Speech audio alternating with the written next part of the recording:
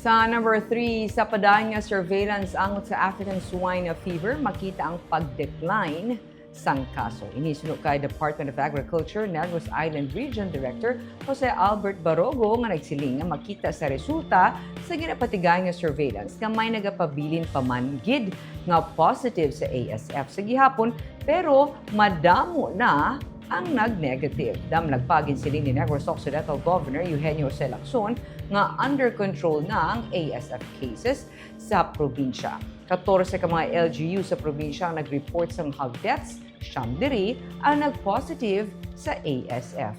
Sunod kay Barogo, parehos nga naghagan-hagan ang ASF cases sa Negros Occidental kag Oriental.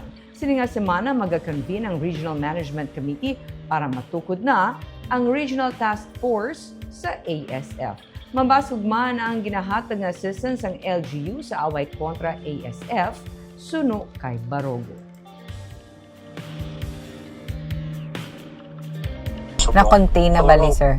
Oo, we're hoping na maano ni patayo yun na gid nila nga maano. And then nami man ang kay for the case ng Negros Occidental, baskog man ang naton ang assistance nga ginahimo sang PLGU. So kaya ang amon nga mga interventions do nga kay ang mga budget kung basihan man gid ang budget man gid naton diya subong sa Inayars Limited. So whatever ang makaya namon nga mga hatag nga mga biologics na gina-course through na namon sa province